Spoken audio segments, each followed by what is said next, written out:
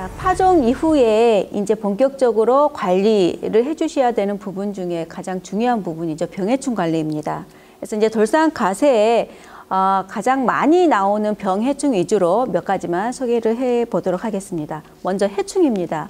이제 병해충 관리에 있어서 가장 기본은 그겁니다. 해충은 내 밭을 자주 둘러보시고 해충이 한두 마리 보였을 때 방제를 해 주셔야만이 효과를 보실 수가 있고, 병 같은 경우는 발생이 되기 이전에 예방 차원에서 관리를 해 주셔야지 방제를 하실 수가 있다는 것을 말씀을 드리고요. 먼저 해충 중에 벼룩 잎벌레입니다. 네, 보시는 것처럼 벼룩 잎벌레 성충의 모습이고요. 이제 이쪽은 피해를 받은 돌산가세 모습입니다. 그래서 벼룩 잎벌레는 이 성충이 돌산갓 잎을 갉아먹습니다. 그래서 특히 파종 후에 발화가 돼서 어린 잎들을 갉아먹게 되면 구멍을 뽕뽕뽕 뚫어놔서 이 어린 잎이 성장을 하게 되면 구멍도 커지게 되겠죠. 그래서 상품 가치를 떨어뜨리게 되고, 이 성충뿐만이 아니라 유충, 어린 벌레는 뿌리를 갉아먹습니다. 돌산가세 뿌리를 갉아먹게 되면, 뿌리에 상처를 입게 되면 양분과 수분이 원활하게 공급이 안 되겠죠. 그렇게 해서 돌산가세 피해를 주게 되는 가장 큰 문제가 되고 있는 해충입니다. 그래서 이 벼룩 잎벌레를 방제를 하기 위해서는 아까 유충도 뿌리를 갉아먹는 피해를 준다라고 말씀을 드렸죠. 그래서 유충을 방제를 하기 위해서는 우리가 파종하기 전에 토양 살충제 처리를 함으로 인해서 이 유충을 방제를 하실 수가 있고, 생육기 중에는 발화가 된 이후에 어린 잎이었을 때부터 포장을 잘 보시고 예찰을 하신 후에 한두 마리가 보였을 때 약재로 방제를 해 주셔야 되겠습니다. 두 번째는 배추 점나방입니다. 이제 두 번째 해충인데요. 이제 보시는 것은 이제 성충의 모습이고, 이거는 이제 애벌레의 모습이죠. 그래서 보시면 보통 배추 점나방 같은 경우는 유충이, 어린 벌레가 돌산가세 피해를 많이 주고 있는데, 오른쪽에 보시는 사진처럼 이제 이 애벌레가 먹게 되면 배추에 하얀 표피만 남기고 잎을 다 갉아먹게 되고, 심하면 이 연맥만 놔두고 잎 전체를 갉아먹게 됩니다. 그래서 굉장히 그 피해를 크게 주는 그런 해충 중에 하나고, 특히 이 배추 점나방은 늦봄이나 여름, 초여름 요때 발생량이 워낙 많기 때문에, 그리고 세대 기간 자체가 20일에서 25일로 굉장히 짧습니다. 그래서 요 시기 때에는 특별히 주의 깊게 예찰을 하실 필요가 있다. 그래서 발견이 되면 초기에 방제를 하셔야 한다라는 말씀을 드립니다. 다음은 돌산가세에 많이 발생이 되는 병을 보시겠습니다. 먼저 뿌리옥병입니다. 무사마귀병이라고도 하는데요.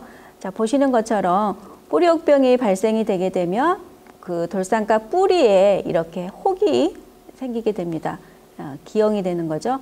그래서 이런 증상들이 나오는 포장에는 보시는 것처럼 돌산가 잎이 시들시들해집니다. 왜 그러겠어요? 보통 식물체의 양분과 수분은 뿌리를 통해서 공급을 받게 되죠. 근데 뿌리가 이렇게 이상 비대해져서 이렇게 부풀어 올라와 있죠. 그렇다 보면 양분과 수분이 공급이 원활하게 이루어지지 않기 때문에 이 지상부에 나와 있는 잎들을 이렇게 시들어가는 증상들이 나오게 됩니다. 그래서 이런 뿌리옥병 같은 경우는 내 밭에 없었던 것이 왜 나올 수도 있습니다. 같은 농기계를 사용을 하고 신발을 통해서도 전염이 되기도 하고 물을 통해서도 전염이 되기 때문에 예의주시를 해보실 필요가 있고요. 특히 이런 뿌리옥병은 연작을 한 곳에서 많이 나옵니다.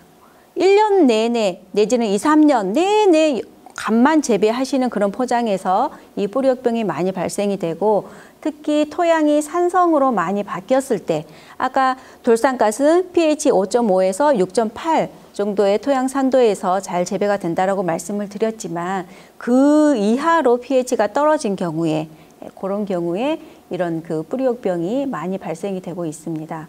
그래서 이런 경우에는 뿌리옥병을 발생하는 이 환경 조건을 차단을 해주면 되겠죠. 그래서 연작을 하지 않고 다른 작물로 교호 재배를 한다든지 아니면은 산성 토양을 갖다가 중성 부근으로까지 토양 개량을 해준다든지 토양 소독을 한다든지 이런 방법들을 하셔야만이 이 뿌리옥병을 예방을 할 수 있게 되겠습니다. 자, 다음 두 번째는 흰녹가루병이 되겠습니다. 흰녹가루병은 보시는 것처럼 초기에는 이렇게 잎 뒷면에 하얗게 반점이 생기면서 이게 진전이 되면 하얀 가루를 뻗뜨리게 됩니다. 그리고 잎 앞면 같은 경우에는 조금 황색의 그런 반점이 생겼다가 여기도 마찬가지로 하얗게 곰팡이를 퍼뜨리는 그런 병이 되겠습니다. 그래서 이 흰녹가루병이 사실 도산가 재배 단지에서 가장 많이 나오는 병 중에 하나입니다. 근데 이제 이 흰녹가루병 같은 경우는 보시면 다습하고 주야간 온도가 클 때, 그러니까 이제 봄, 가을에 계절이 바뀌는 그 시기에 보통 많이 발생이 되고 있습니다. 그래서 이 곰팡이병 같은 경우는 발생하는 환경 자체가 우리가 늘상 그렇잖아요. 우리 모든 작물 재배에 있어서 충은 건조할 때 많이 발생이 되고 병은 습할 때 많이 발생이 된다라고 익히 알고 계시는 것처럼 이 흰녹가루병도 주야간 온도 차이가 크고 뭐 이슬이 많이 내린다거나 아니면은 비가 자주 온다거나 이래가지고 다습한 환경이 만들어졌을 때 많이 발생이 되고 있고 유기물 함량이 낮거나 아니면 이제 갓이 좀 연약하게 자랄 때, 이럴 때도 발생이 많이 되고 있습니다. 그래서 요것들을 회피를 하기 위해서는 아까 앞에서도 뿌리옥병에서도 나왔지만 다른 작물하고 계속 교호 재배, 이어지기를 하지 말고 다른 작물하고 같이 교호 재배를 해야 된다라는 거. 그리고 적정 시비, 유기물도 많이 투입을 하고 또 질소비료만 너무 과하게 주지 않도록 그렇게 해주셔야 되고 혹시 이 전년도에 이 흰녹가루병이 나왔던 포장에는 이 병균이 계속 월동을 하기 때문에 이 혹시 병든 잎들을 그 밭에 그대로 두지 말고 잔재물을 제거를 해서 좀 병원균의 밀도를 좀 줄여줄 필요가 있다라고 말씀을 드리고 싶습니다. 이 흰녹가루병이 발생하는 조건 중에 하나가 pH 6.5 이상에서 많이 발생이 된다라고 했죠. 근데 이제 이게 pH가 높아지게 되면 이 흰녹가루병이 많이 발생이 되는데 우리 지역 같은 경우는 pH가 높은 밭들이 많습니다. 왜냐하면 폐화석을 많이 넣기 때문에 아까 앞에서 봤던 뿌리옥병 같은 경우는 산도가 높아지면 많이 발생이 된다고 했죠. 그래서 이 뿌리옥병을 예방을 하기 위해서 우리가 폐화석을 또 많이 넣어서 pH를 조정을 하는데 이 폐화석을 또 과다하게 많이 투입을 한 경우에는 pH가 높아져서 이런 흰녹가루병들이 발생을 하게 됩니다. 그래서 우리가 그 토양에 뭐 시비를 할 경우에는 앞에서도 표준 시비량 잠깐 언급을 했지만 시비를 할 경우에는 내 밭에 먼저 토양 검정을 해보시고 거기에 맞게 가감을 하셔야 된다는 거. 표준 시비량은 표준일 뿐입니다. 그래서 무조건 A라는 사람, B라는 사람의 밭에 공동으로 똑같이 시비하라는 뜻이 아니고 내 밭 상황을 먼저 살피고 검정을 해보시고 시비량에 맞춰서 시비를 하시면 되겠습니다. 자, 다음은 이제 세 번째 녹균병입니다. 이 녹균병은 사실 배추에도 많이 나오는 병 중에 하나죠. 갓에도 녹균병이 많이 나오는데 보시는 것처럼 원래 초록색 빛깔이어야 하는 갓잎이 이렇게 하얗게 퇴색이 됐죠. 그래서 이 퇴로 반점이 특징인 이 병이 되겠습니다.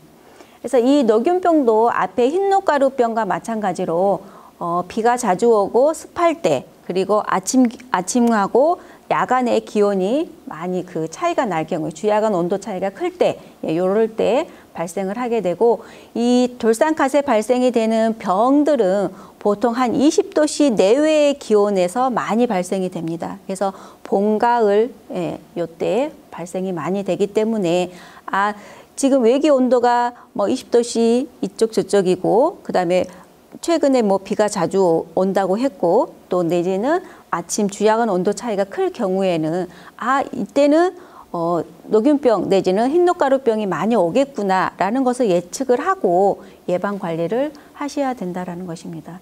그래서 이 녹균병도 마찬가지로 다른 작물하고 서로 교호로 윤작을 하셔야 되고 시비 또한 아까 그 표준 시비량에 맞게 내 밭을 먼저 검정한 이후에 시비량을 조정을 하셔야 될 것이고, 너무 밀파하지 않도록 바람이 잘 통할 수 있게, 통기가 잘 될 수 있게 밀파하지 않게 재배하시는 것이 예방 관리하실 수 있는 방법이다라고 말씀을 드립니다.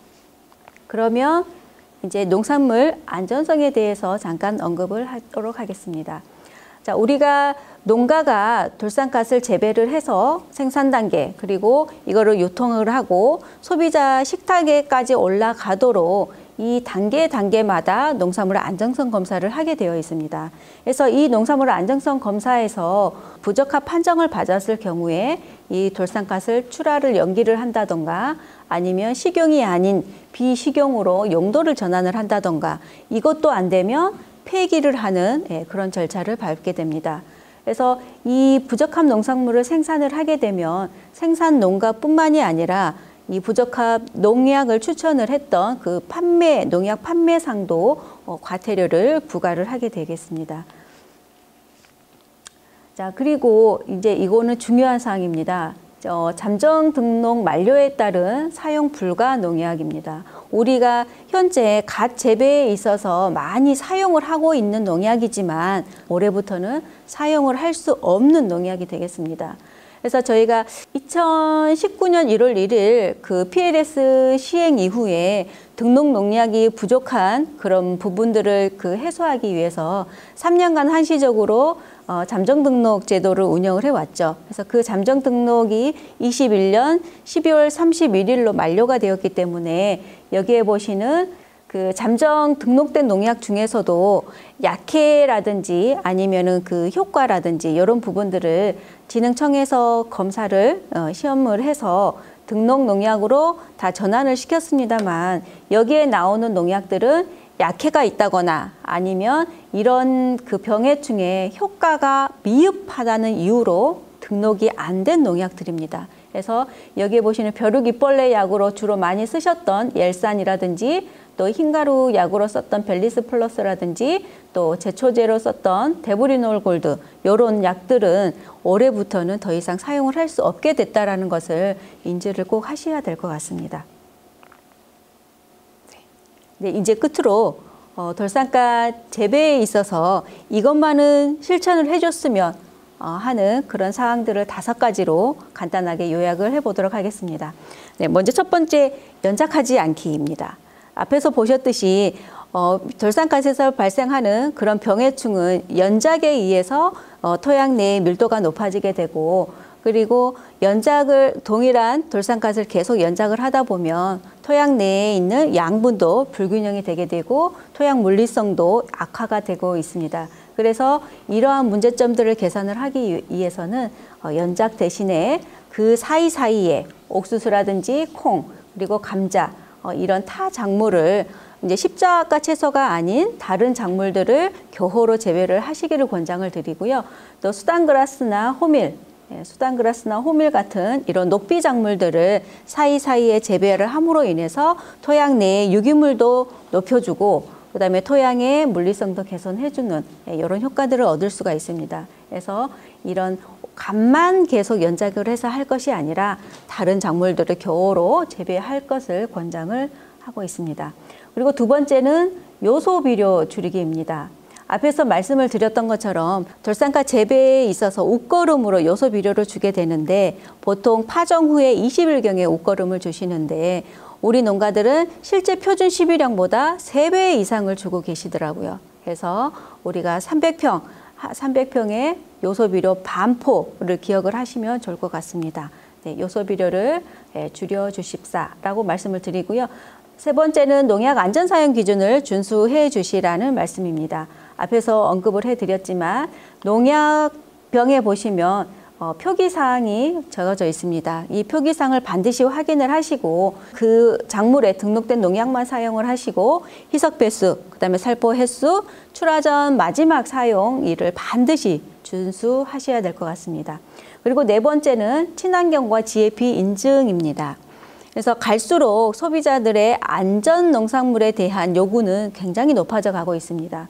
그래서 친환경이 어렵다고 하면 GAP 인증은 사실 우리 농가들이 조금만 신경을 쓰면 인증을 받으실 수가 있는 부분입니다. 화학 농약을 기존처럼 사용을 하시면서도 인증을 받을 수가 있기 때문에 조금만 신경을 써서 이 돌산가스의 안전성을 좀 더 확보하는 데 노력을 했으면 싶습니다.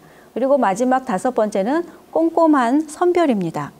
사실 이 부분은 직접 우리 농가분들이 수확 작업을 하지 않은 경우들이 많이 있기 때문에 직접적으로 농가분들한테는 와닿지 않을지는 모르지만 저희가 수도권 도매시장을 갔을 때 이 부분이 굉장히 아쉬웠던 부분입니다. 우리 돌산갓이 품질은 정말 좋으나 선별 상태가 좀 많이 미흡한 그런 부분들이 있었습니다. 그래서 선별을 하실 때 뭐 길이 선별은 물론이고 그리고 병반이 있는 잎들은 제거를 해주셔야 되고 노랗게 전입이 된 잎들도 제거를 해서 좀 더 꼼꼼하게 선별을 해주실 필요가 있겠다라는 그런 말씀을 드립니다.